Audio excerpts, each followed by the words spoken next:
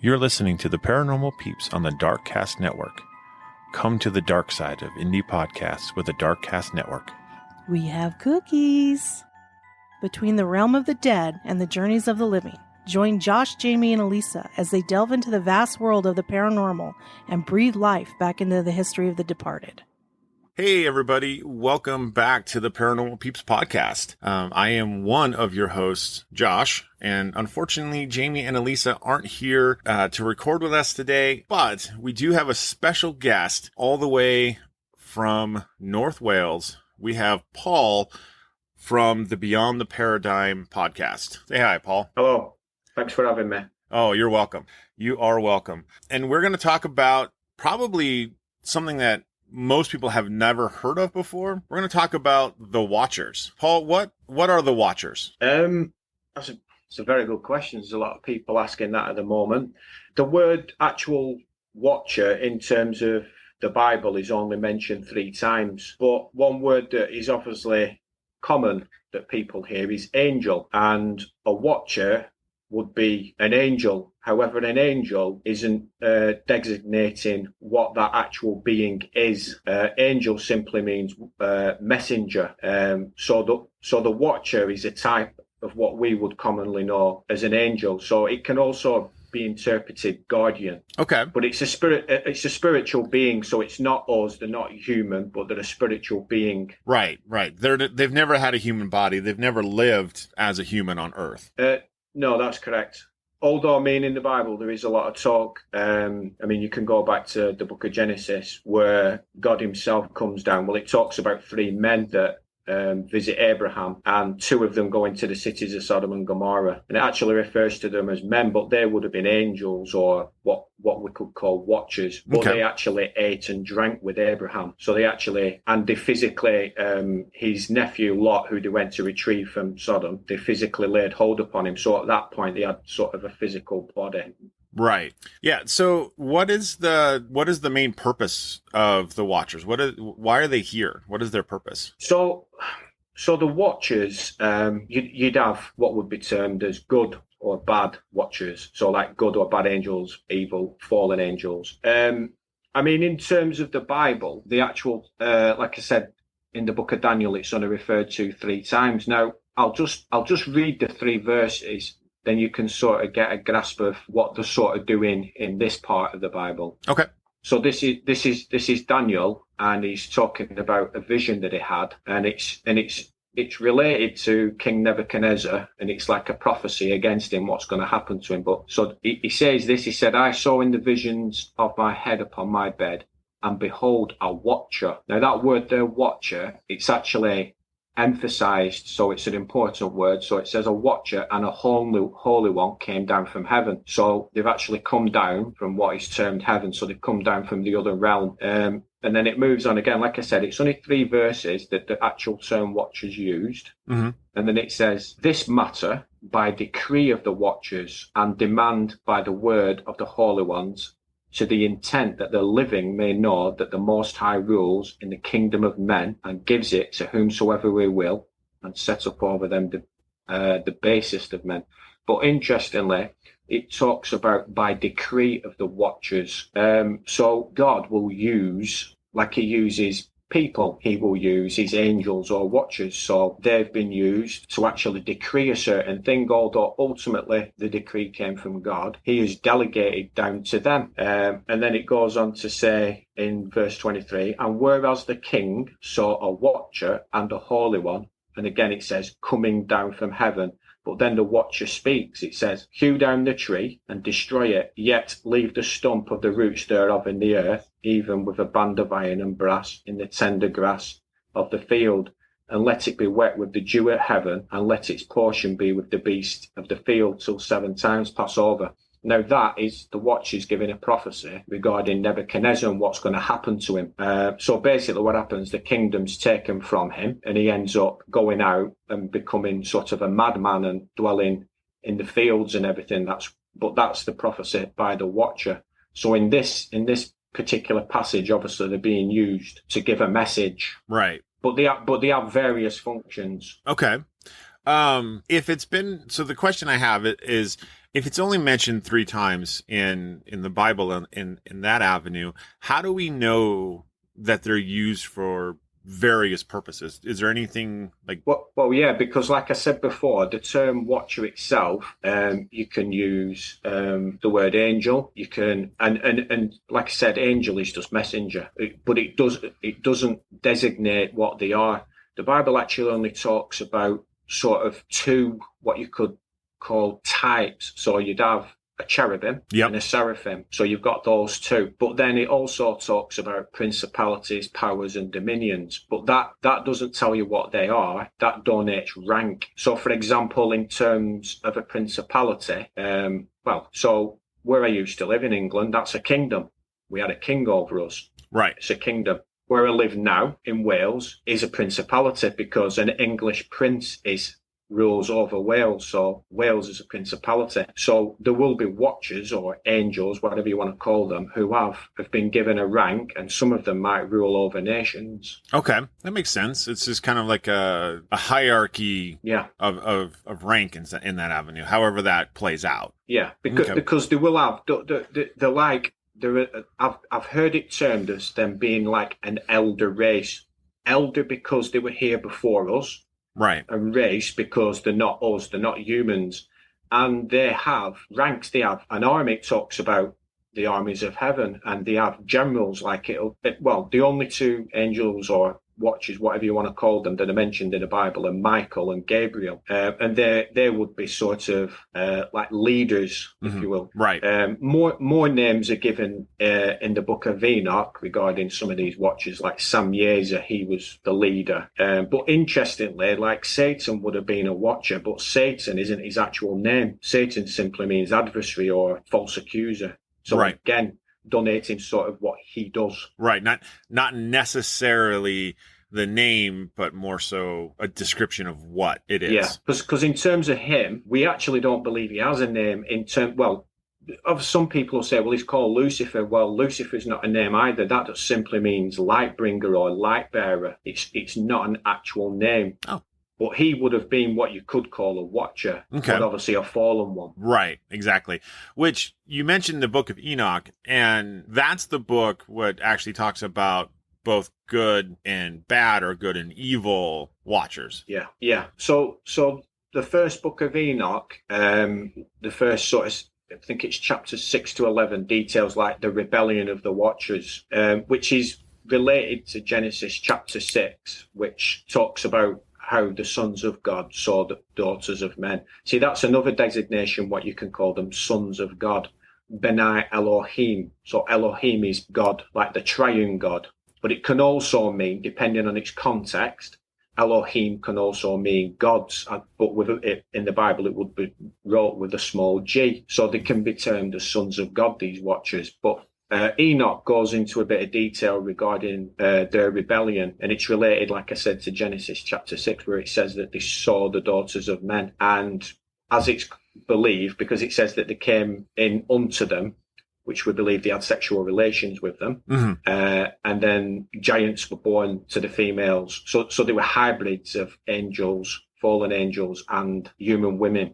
But the Book of Enoch details it a bit more. It sort of gives the conversation that these sort of watchers had, and I think there's approximately 200 of them, and the leader is called Sam Yeazer, and he says that I fear that you will not want to do this deed, and I alone shall be guilty. And he makes them bind themselves with an oath that they won't turn back from doing this, which means coming down to earth. And we believe that, according to the Book of Enoch, they actually come down to Mount Hermon. That's what it details in Enoch. Okay.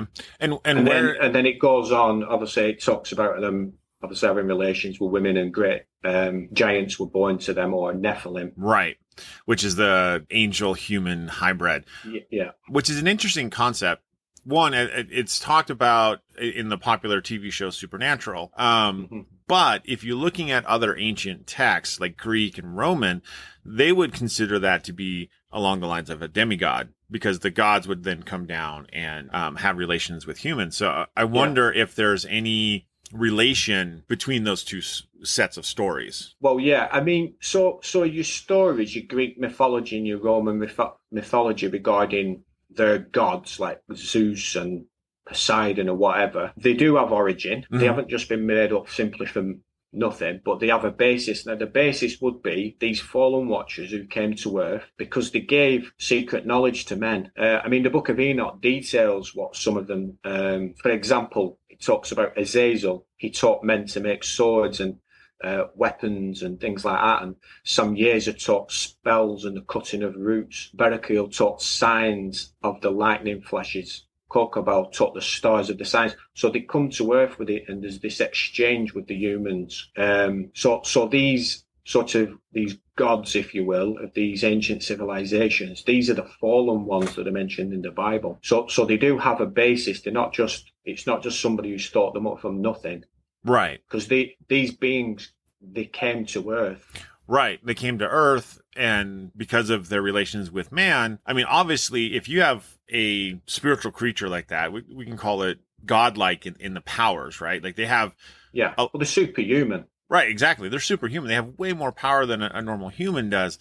And the fact that, like, if you saw one of those and didn't know, you would think that they were a god because they can do things that no one else can do. Absolutely, yeah. I mean, they would have easily deceived mankind, and they still are. I mean, that's what Satan does, is a deceiver. Right. He's the head of the... I mean, it doesn't... Some people say that Satan took a third of the angels with him. It's loosely related to a text where it says that he was cast out of heaven and swept a third of the stars with him. But nowhere does it specifically say that he did take a third with him. But these watchers that are spoken about in Enoch, these 200 wouldn't have been part of that. This was like a separate sort of thing. We believe now that these 200 are actually bound in Tartarus.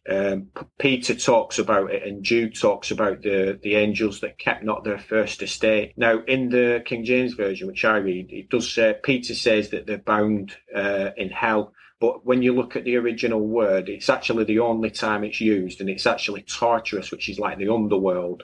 So they're bound there until the final judgment. And that's related to these watchers that I was speaking about in Enoch. Which would mean in a way they're bound to Earth somewhere on Earth. Well, yeah, Tartarus is like the underworld, so possibly, we don't know the exact location, but possibly It might be the bowels of the earth somewhere. And when it talks about chained, we don't literally believe like they're in physical iron chains, but they're bound there they're not able to leave because they're being bound by God, so they can't go against that. Right. Yeah. So they're reserved there until the final judgment. Yeah. Which, interestingly as well, to note that regarding the judgment, which a lot of people won't actually know, is that all God's people are the ones who will judge those angels, believe it or not. Jesus Christ is the final judge, but his people, only his people, they will judge those fallen ones. And the reason for that is, and that's clearly taught in the scriptures, even Paul says, know you not that we will judge angels. And the reason for that is, the easiest way I can explain it is, if I go to Iran, for example, and I do something in Iran, even though I'm a British citizen, but I break one of their laws, even though it's not a law that's against my own country, I can be imprisoned in Iran for whatever it is. Right. Because I've gone there and I've broke their laws. Now, these beings, they came out of another realm to our realm, and they sinned because God gave dominion of the earth to men. So when Adam was created, the first man, he was given dominion. He was the Lord of this creation, and he was designated that by God. So they've come into our realm and broken God's law, but they've come and invaded where they shouldn't have been. Because even Enoch says that they should have basically stayed in heaven because they were supernatural beings.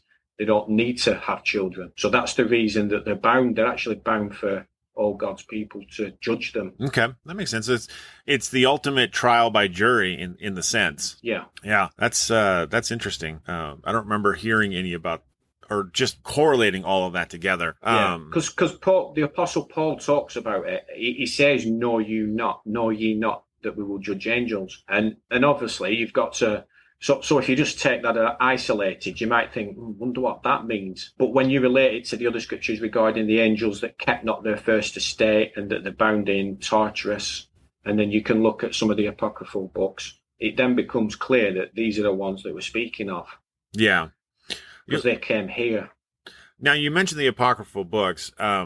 For those that don't understand what those books are, can you explain what that means? Yeah, I mean, basically, the historical books, but they haven't been canonized for various reasons. So, for example, with the Book of Enoch, I think there's only the Ethiopian church that recognizes it. But for something to be canonized, it has to be something that's been written by a known prophet, or if it's the New Testament, an apostle, or at least an associate of an apostle.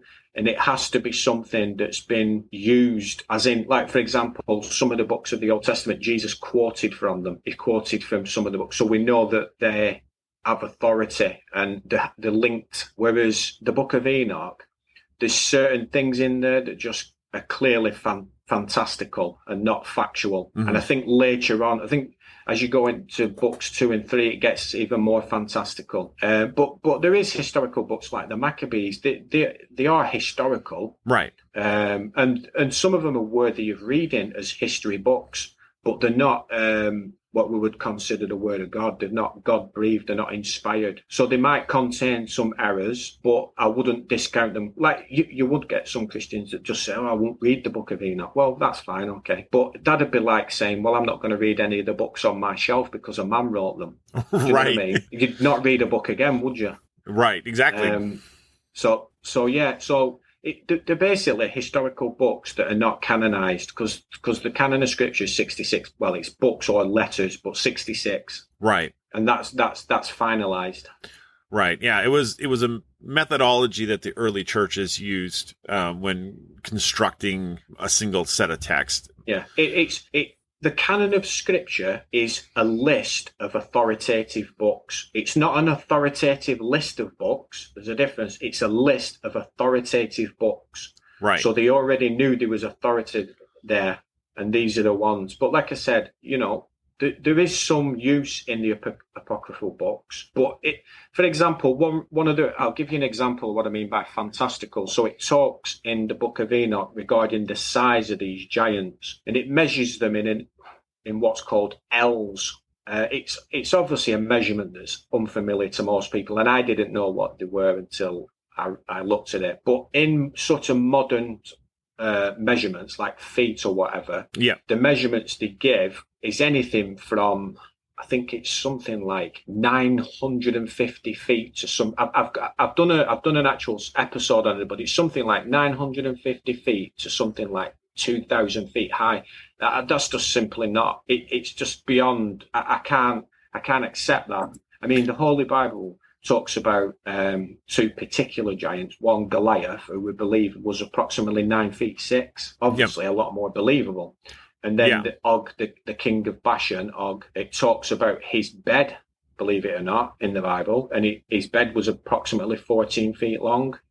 And then when you look at some of the historical finds of giant bones, anything up to sort of 21 feet tall. But when you're talking up to 2,000 feet, there's nothing. Like, that's one of the reasons why we know that Enoch's not the word of God. It's just, you know what I mean? It's there's a lot of exaggeration in there. And also regarding these sort of conversations that the Watchers have, it's quite detailed with the conversations they have. And then Enoch goes back to God and then talks about Michael and Raphael going to God, and there's a lengthy discussion. I mean, so, like I said, it's useful. Right. It fills in some little gaps, but then, like I said, it's not canonized, and for that reason. Right.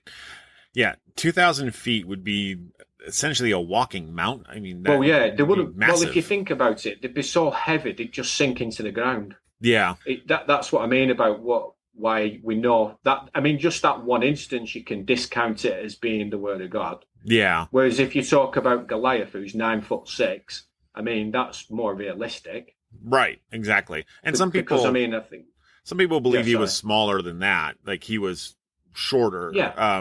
Anywhere from like 6.5 to even 8 feet, like 7.5 feet, which to us, like that's a 7-foot tall human being now is still a really tall person, right? Oh yeah. They'd be an NBA player. But the thing is the average height of individual back then was a lot shorter. They were in the 5 foot category. So, well, we're not 100%. I mean, this is only speculation, so right. don't take it. But I've read things in the past where they believe that, like, Adam would have been quite a large individual, maybe 8 feet, and Noah and things like that. And over time, we've degenerated and become smaller. Right. But that's not, I mean, don't take that as being factual. That's just something I've read, and we just don't know. No. The only thing we can look at is archaeological evidence, and we just see that the doorways in these ancient buildings were much, much shorter. Now, although some of the ancient megalithic sites have huge doors, and some of the steps are absolutely huge. And that's another interesting thing as well, but because when you look at the way, like, for example, one of the episodes I'm going to do is on Stonehenge. And I don't know if you know anything about Stonehenge, but Stonehenge is in the south of England, and you've seen the stones, but the inner stones are called the blue stones, and they're actually from South Wales, which is over 200 miles away. Ooh, that's a long haul. So the shortest distance that you can take, like I said, is a couple of 100 miles, but that's going over a bridge. But the bridge wasn't there then. This bridge is a large bridge that goes over the river there. You're talking like sort of Golden Gate Bridge type thing. We're not talking a small bridge. Right. Yeah. It's a big bridge. Yeah. So that's the shortest distance. But they'd have you believe that they rolled these things there on pieces of, trees that have been cut down, logs, and rolled them over 200 miles. Bearing in mind, some of this is mountainous terrain. Right. But the early depictions of the building of Stonehenge show smaller individuals with very large individuals, obviously giants, helping them. Okay. And there's also, regarding the Watchers, they would have taught man some amazing things. Even one thing we believe, what's called acoustic resonance, which is basically you can lift things with sound. Sound I've heard waves. of it. Yeah. So with that's a possibility of how maybe they've raised, because there is sort of mythology regarding Merlin levitating these stones into place and things like that, but that has some sort of basis because acoustic levitation is an actual thing. It was definitely something that was used, but we're talking definitely back in the what we term the golden age, so pre-flood, pre-Noah's flood, right, when these beings would have been on Earth, right. Which that's a long time ago. Although the question I would have though is that since there's some of them that are still bound to some, obviously probably most likely a earthy terrain, at least the earthly plane in that avenue, are they still interacting with humans today? Well, fallen angels are definitely still interacting with humans, right? You only need to look at the world. You can see a real presence of evil in the world. Yes. And one of them, the ultimate aim is to steer people away from the truth. They'll have you. You can believe anything you want. Satan's got all kinds of things. You can believe anything you want, as long as you don't believe that Jesus is the Son of God and you don't believe the Bible's the Word of God. That's their ultimate thing, is to steer men away from that. So It doesn't matter what else you believe, as long as you don't believe that. So yeah, they're definitely interacting in the world now. Okay. But obviously it's an unseen realm, so people find that hard to accept. Right. It's a different realm or a different dimension, but these beings are interdimensional. They can come and go. They're not bound like we are into this, because I explained interdimensionality in one of my previous podcasts relating to UFOs, because people think, well, what's it all about? And I actually got the explanation out of a book I read, and it basically they talk about a place called Flatland, which is a 2-dimensional land. It's made up. Okay. But they can only go in 2 dimensions, so just up and down. They can't go under or over. And then one day they wake up, these flatlanders, and there's a line drawn across this rectangular land that they have. There's a line drawn across it. Right. So that becomes an event horizon. So they can't go under or over. So they're cut off from each other now. And then the next day, some footprints appear.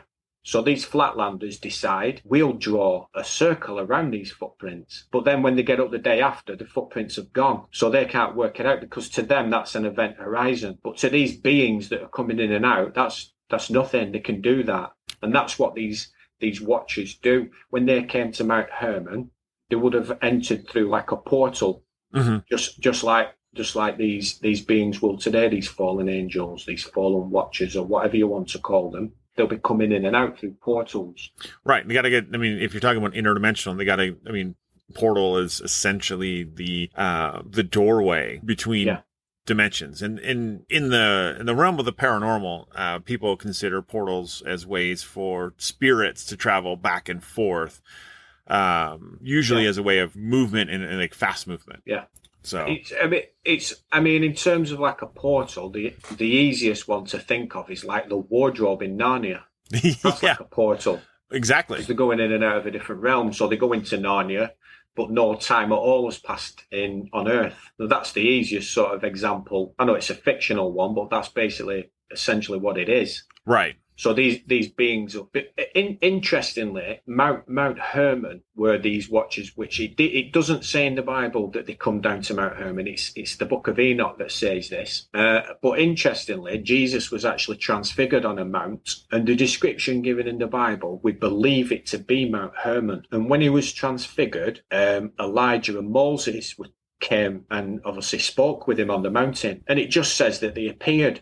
Now that they would have probably come through a portal, and to come here. But interestingly, the reason why we believe it was at Mount Hermon he did it was basically like him saying, you know, I am the Son of God, and I can basically do what I want. So you've come down here. Well, I'm going to come here and show you who I really am. And he's come to the place that they came and sort of tried to deceive mankind, and he's gone there as a statement. That makes sense. If you're like, hey, look, these guys can do it, but I can do it better. Yeah. So yeah, that's interesting. The Watchers is like, it's an interesting topic because if you overlay Watchers with normal paranormal beliefs, it seems that they may actually be one and the same in that avenue. Because we talk about ghosts and spirits and those pieces. And the interesting thing is when we communicate and we're talking with these spirits, we don't really know what or who or what we're talking with, because that's the reason it's forbidden in the Bible, because you don't know what you're talking to. That's right. That's the reason for it.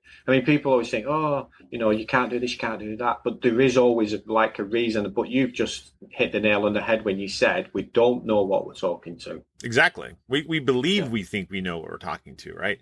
They're like, hey, you know, I'm your great aunt Ida, and you know, do we know? We probably don't. I mean, we don't know. But the interesting concept is that we technically could be talking to a watcher, and we don't know which side we're talking to. I would say that you would definitely be talking to a fallen one, because they have knowledge. They have knowledge of the past. I did a 2-part series on demon possession, and that's one of the things that I talk about, is that they do have knowledge. And they can know things like, for example, about your family, because they've been around a long time. Yeah, before we were born. And they do.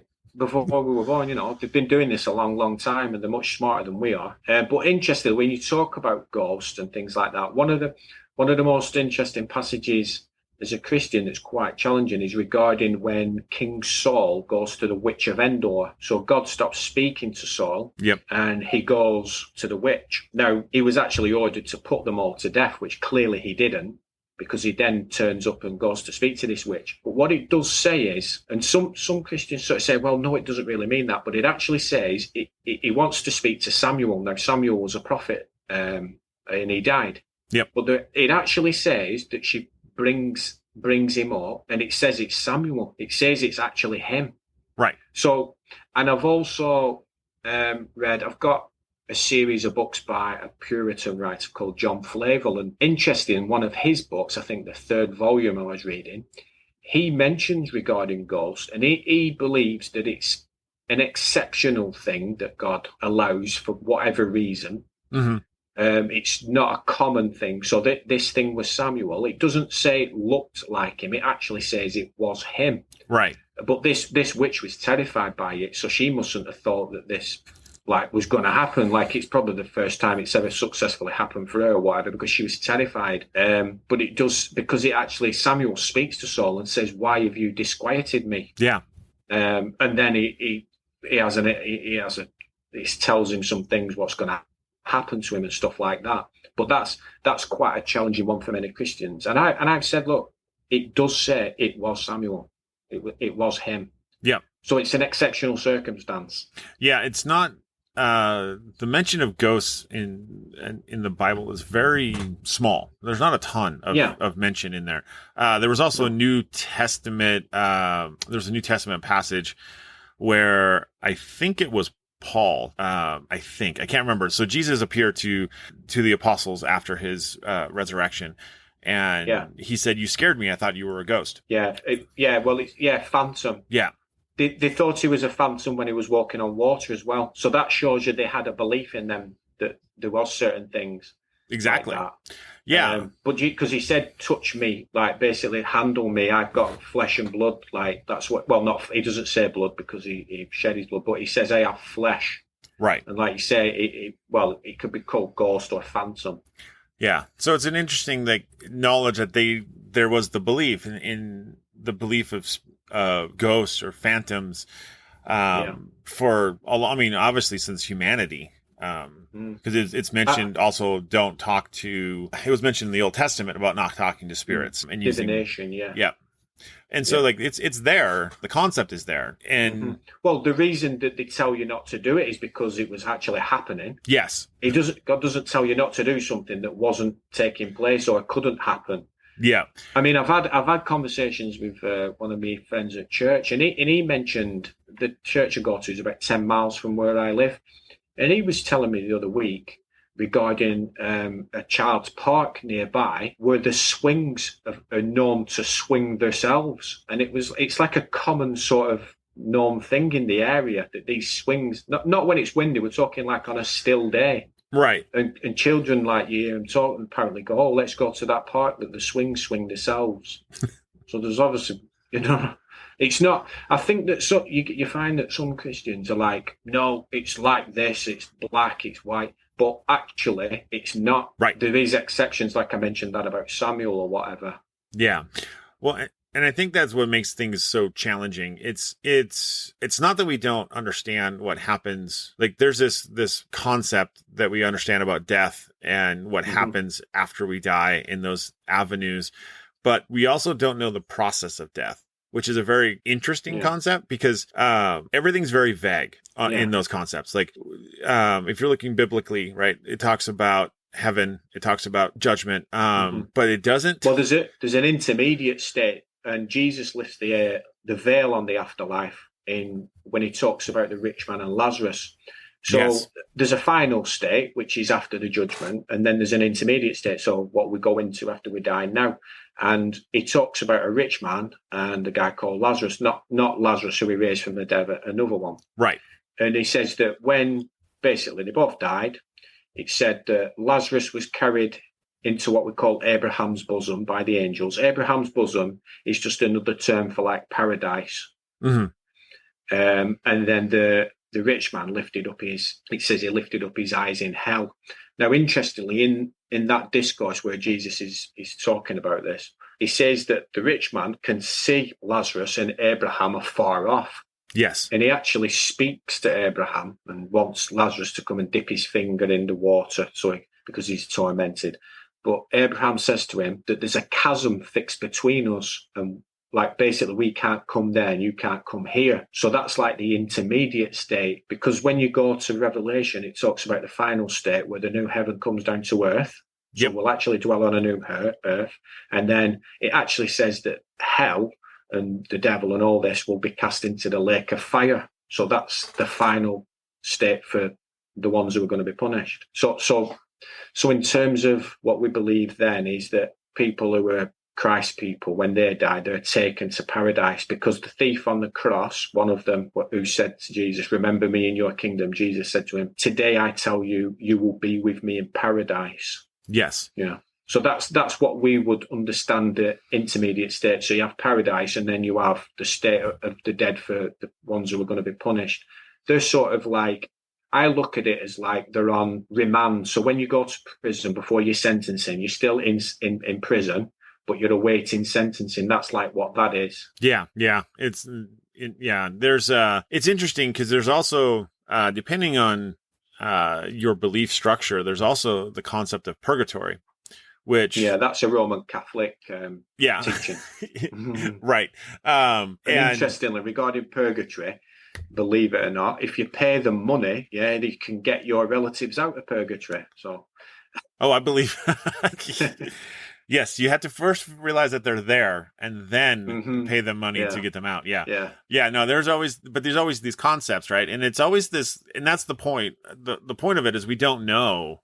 I mean, this is what we believe happens or we think happens. And it's a very interesting, we don't know aspect of it. And I believe in this aspect that we're not meant to know. We're just not supposed to. Like, we have talked to a couple different spirits on times, and we've asked questions about the death experience and what happens, right? And they're all the response is always the same. We can't tell you. We're not allowed to tell you. So it's like you're gonna have to figure it out. Like those situations, you're gonna figure it out when it comes. Yeah, I mean, with regards to dying and the afterlife, the scriptures for me tell you everything. But I know what you mean regarding like the mechanism or whatever. Yeah, exactly. There's no, I understand that we don't know. Like, I often sit there and think, well, when it happens, I mean, we teach, because how the scriptures teach it, that it's like an immediate thing. So like, for example, when I talked about Lazarus, it said like he died, but he was immediately taken. Right. And there's also, I've read other books over the years, and a famous preacher called Charles Spurgeon from the Metropolitan Tabernacle in London. When he died, I've read that some of the people around his bedside, one gentleman, I can't remember the guy's name, but looked out of the window and he said that he saw angels waiting for Spurgeon to die, and then they were going to take him. Yeah. Because there's also two men who were taken to heaven in the Bible. There's actual Enoch himself. There's actually two Enochs, but Enoch, who's the son of Jared, who people say wrote the book of Enoch, who didn't, because when it was wrote, Enoch had long gone. But Enoch was translated, which means it said that he walked with God, then he was not, meaning God just took him to be with him. Right. And then Elijah, they sent a chariot of fire for Elijah, and he got in the chariot and went. Yeah. So in terms of when a believer dies, we believe that you then, because we're kept safe, that you'll be taken. So whether it's in a chariot or you just carried or whatever. Yeah. Or we believe that's immediate. Yeah. We just covered a couple episodes back. We talked about near death visions. And a lot of people who are close to death or dying talk about seeing their loved ones that have come to collect them. And it's a similar concept, right? It's, maybe it's not always angels. Maybe it's your family that are coming, or whoever you're going to recognize that's come to take you. And it's time, which is, one way or the other, right? It's a very nice and like comforting thing to think that there's going to be someone to come and get you and say, hey, we're going. But what people never consider is, and this is where the Bible's distinct on this, that's only for those that believe in Jesus Christ as the Son of God and their Savior. It doesn't, like when it mentions Lazarus, it just says he lifted up his eyes in hell. It doesn't say he was carried. It just says like he died, and this not Lazarus, sorry, the rich man. Yeah, and then he just lifted up his eyes in hell. He was just there. He just woke up. He was just there. Yeah. Because I have heard of. I think I spoke to my sister about it a number of years ago, of near-death experiences where people actually had the ones where they felt like they was being dragged down, and they were terrified. They didn't die, but they felt like they was being dragged out of this world. Right. And they was terrified by it. So there's that as well. Yeah. We like the nice ones. Those ones are terrifying. Yeah, those are absolutely terrifying. In those regards. Yeah. So getting back to the watchers in that avenue, do you think that today, well, we talked a little bit about it, but the experiences that people have, paranormal, and we could get into like cryptids and aliens and all of those things, do you think they're all mostly or pretty heavily related to the watchers? Yeah. Whatever you want to call them, the watchers. Because let's be clear, there's going to be watchers that aren't fallen as well. Right. Exactly. There's so for example, Michael or Gabriel, you could say they're watchers, but in terms of the ones we're sort of speaking about, we're really talking about the fallen ones. They have a big influence, and the occult and all these types of things. They're definitely that's definitely linked to the watchers, and obviously Satan's the head of that, or whatever you want to call him. We call him the devil or Satan. Like I said, that's not his name, but that's what we call him. Right. Yeah. And yeah, it's all linked to that, because, like I said, it's all deception. Right. And I did a 3-part series on UFOs, and I won't discount people are having real experiences regarding that, and there's just too much evidence out there to say, it's nonsense. Something's going on. Right. But I believe that it's part of a great deception, and maybe at some point, they'll come again and they'll be saying, we are the gods of old. And it'll be like, you worship us type thing. But there's definitely something going on. But I believe if you actually study it, there's a big link to the occult.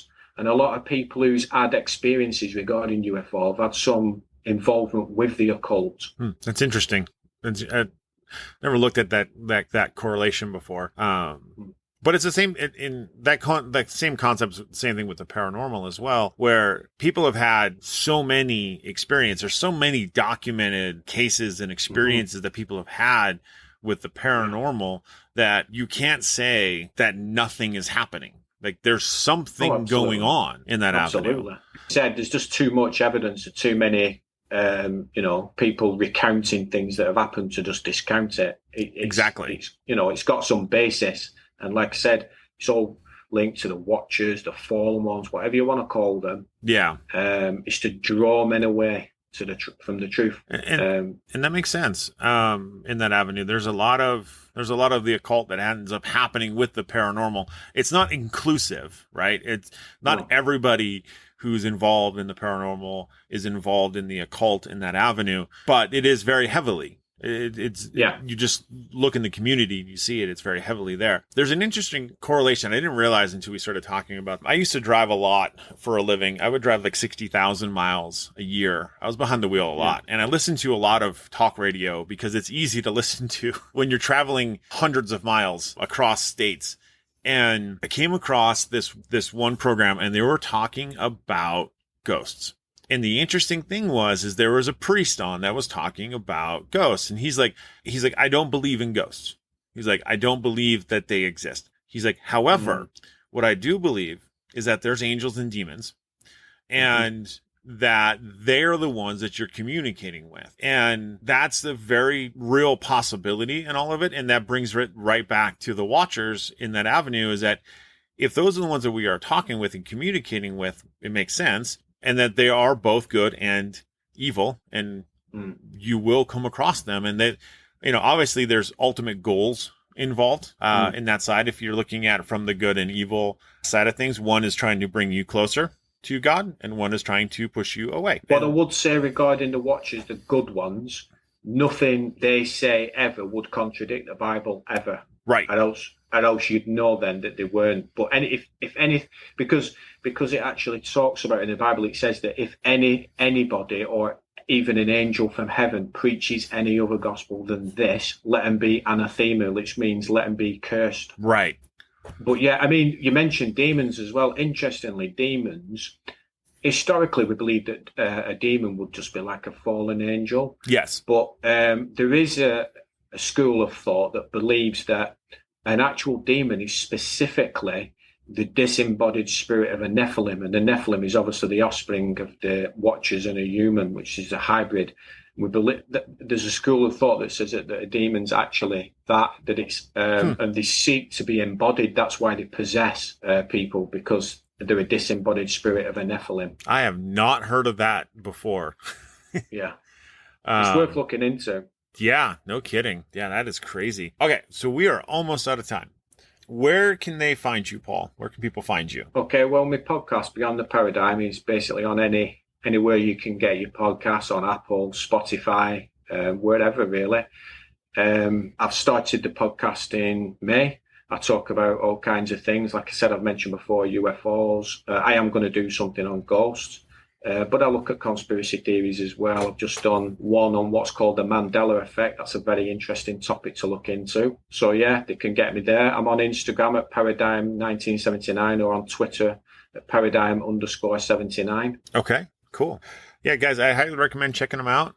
There's lots of more information like this around, and it's always good to explore different avenues of thought and to really try to understand all of this stuff from different views. There's a lot we don't know in this world, and it's always good to try to understand things from a different point of view. So, Paul, thank you so much for coming on and hanging out with us.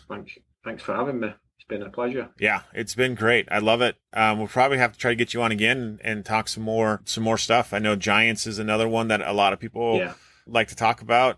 There is a theory out there that giants still exist. Well, there's an interesting story from 2002 which I covered in one of my episodes, but we could talk about that. Yeah, and then there's I've heard of a theory out there that giants, what we now think of as Bigfoot and Yeti, are really just giants. Yeah. So there's possibly, yeah. Yeah. So there's lots of different avenues to go down. So I want to say thank you everybody for hanging out and listening with us. And as always, stay ghosty, my peeps. The Mythical True Crime Podcast is now proudly joining the Darkcast network of indie podcast creators. Join us as we delve into the mysterious and the macabre, exploring captivating tales of true crime, legends, and unsolved mysteries from the realms of mythology and reality.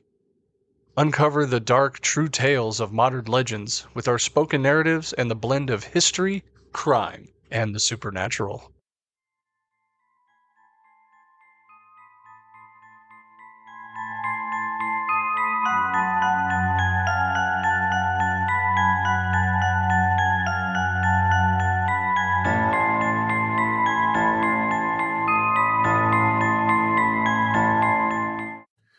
Thank you for listening to the Paranormal Peeps podcast.